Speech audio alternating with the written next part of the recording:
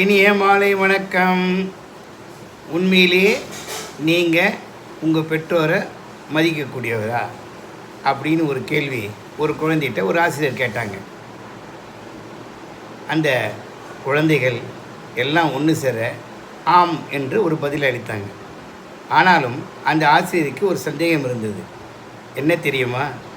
நாளைக்கு நீங்கள் வரும்போது உங்களுடைய பெற்றோர்களை அழைத்து வாங்க அப்படின்னு சொல்லும்போது, உண்மையாக பெற்றோர்கள் மீது பாசம் வைத்திருக்கும் குழந்தைகள் இருந்தார்கள் என்றால், மறுநாள் அந்த ஆசிரியரை பார்க்க அந்த பெற்றோர்கள் கண்டிப்பாக வருவார்கள்.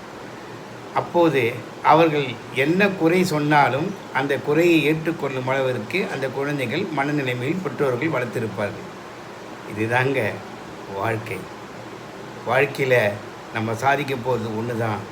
நம்மளால் செய்ய முடியாத விஷயத்தை தான் அந்த ஆசிரியர்கிட்ட சொன்னோம்.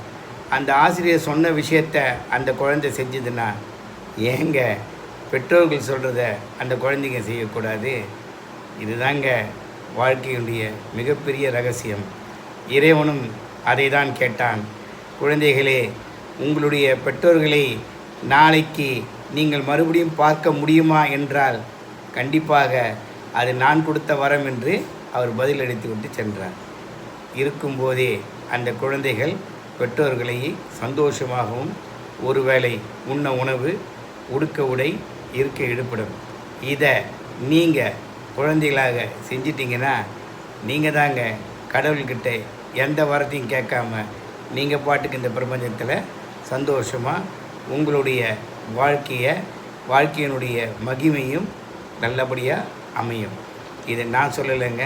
9 கிரகங்கள் உங்கள் மனதை கலைக்கும் போது கூட, எந்த நேரமும் எந்த நிமிஷமும் கீழே விழும்போது அப்பா என்று அலறும் சத்தமும், அம்மா என்று அலறும் சத்தமும், ஐயா கடவுளே என்று சொல்லக்கூடிய அந்த வார்த்தைக்கு நீங்களாக இருந்தால் கண்டிப்பாக இந்த நாள் ஒரு இனிய நாளாக இருக்கும். என்னங்க ஏதோ குழப்பற நினைக்காதீங்க. ஒரே வரியில் மாதா, பிதா, குரு, தெய்வம், இவங்களை நீங்கள் மதிக்க கற்றுக்குங்க. நீங்கள் மதிக்கிறது முக்கியம் இல்லை.